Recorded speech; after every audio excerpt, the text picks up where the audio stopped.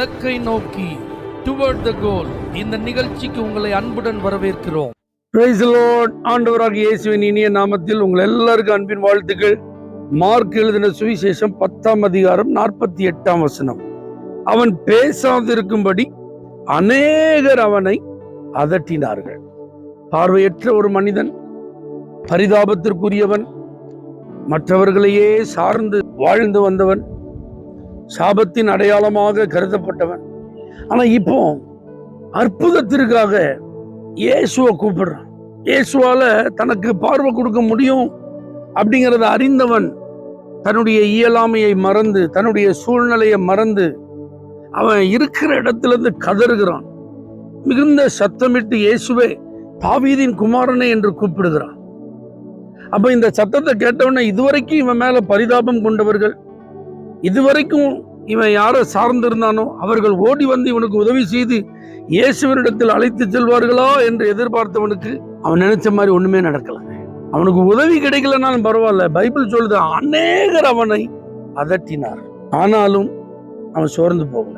இயேசுவை கூப்பிடுறத நிறுத்தல, முன்னிலும் அதிகமாய் சத்தமிட்டு கூப்பிட்டான்.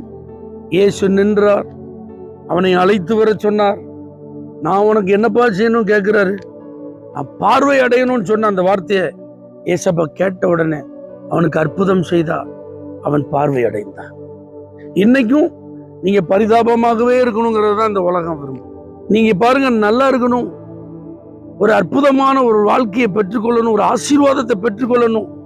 அதுக்கு ஒரே வழி இயேசு. நீங்க இயேசுவை பின்பற்ற ஆரம்பிச்சிட்டீங்கன்னா, நீங்க இயேசுவை கூப்பிட ஆரம்பிச்சிட்டீங்கன்னா உங்களுக்கு தடைகள் வருவதற்கு வாய்ப்புகள் இருக்கு, உங்களுக்கு எதிர்ப்புகள் வருவதற்கு வாய்ப்புகள் இருக்கு, நீங்க எடுக்கும் முயற்சிகளுக்கு உங்களுக்கு ஒத்துழைப்பு கிடைக்காமல் போவதற்கு வாய்ப்புகள் இருக்கு. ஆகவே நீ அதை பார்த்து சோர்ந்து போயிடக்கூடாது. இவ்வளவு நாள் நமக்கு ஆதரவா இருந்தவங்க இப்ப நம்மளை எதிர்க்கிறாங்களே, இவ்வளவு நாள் நமக்கு அன்பு காட்டினவங்க இப்ப நம்மளை பகைக்கிறாங்களே, இவ்வளவு நாள் நமக்கு சப்போர்ட் பண்ணவங்கலாம் இப்ப இயேசுவை கூப்பிட்ட உடனே சப்போர்ட்டை நிறுத்திடுவோம் சொல்றாங்களே, அப்படிதான் இருக்கும்.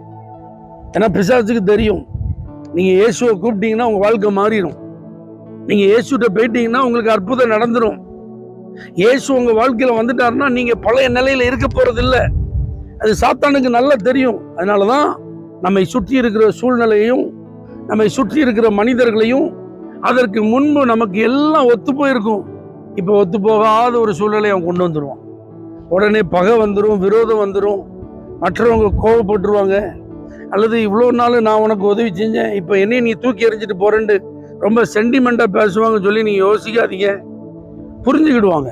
இயேசுநாதர்கிட்ட போனதுனால என்ன கிடைச்சது உங்களுக்குங்கிறத அவங்க பார்த்துருவாங்க. ஆனா தற்காலிகமா வருகிற தடைகளை, தற்காலிகமா வருகிற எதிர்ப்புகளை பார்த்து இயேசுவை கூப்பிடுறத நிறுத்திடாதீங்க.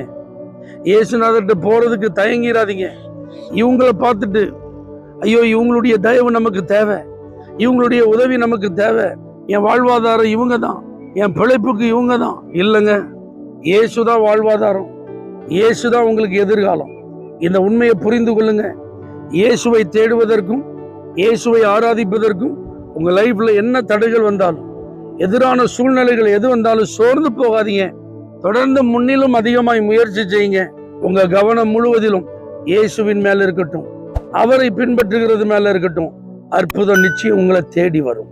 பரலோக தேவனே, எத்தனை சூழ்நிலைகள் எதிராக இருந்தாலும் இயேசுவை நோக்கி பிரயாணப்படுகிறதுல ஒருத்தருக்கும் சோர்வும் தடையும் வராதபடி கர்த்தர் காத்துக்கொள்வீராக.